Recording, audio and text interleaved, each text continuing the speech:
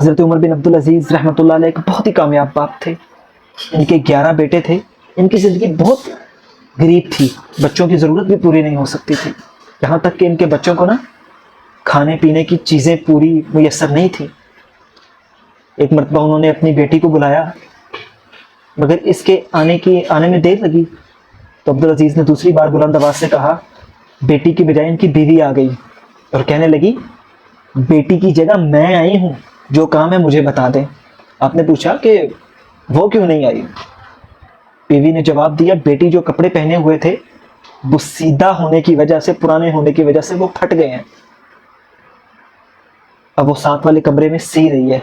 یہ وقت کا خلیفہ ہے جس کی بیٹی کے پاس بدن کے کپڑوں کے علاوہ کوئی اور کپڑے نہیں ہیں.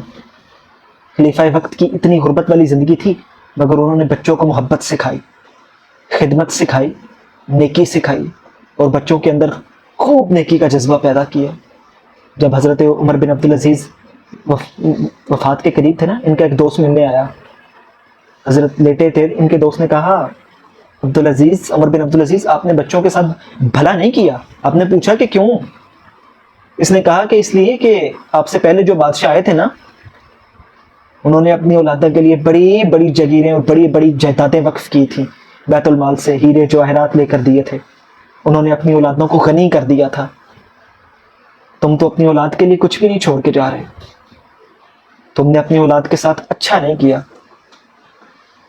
جب اس نے یہ الفاظ کہے نا, تو عمر بن عبدالعزیز اٹھ کر بیٹھ گئے. فرمانے لگے, دیکھو, اگر میری اولاد نیک بنی ہے تو میں ان کو اللہ کی سرپرستی میں دے کر جا رہا ہوں, کیونکہ اللہ تعالیٰ فرماتے ہیں, نیکوکاروں کا خود سرپرست ہوں میں ان کو اللہ کی سرپرستی میں دے کے جا رہا ہوں. اگر میری اولاد نیک بنی نا, تو میں ان کے فسق و فجور کے لیے اوپر معاون نہیں بن سکتا. عمر بن عبدالعزیز نے یہ جواب دیا, اور پھر عمر بن عبدالعزیز فوت ہو گئے. اللہ کی شان دیکھیں, عمر بن عبدالعزیز کے بعد جو بادشاہ بنے, اس کو صوبے سنبھالنے کے لیے گورنروں کی ضرورت تھی.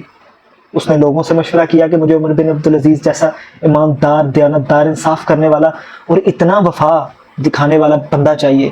لوگوں نے بادشاہ کو بتایا کہ تمہیں عمر بن عبدالعزیز جیسا بندہ چاہیے, تو ان کا بڑا بیٹا اپنے باپ جیسا ہے, اس کو ساتھ لے لو.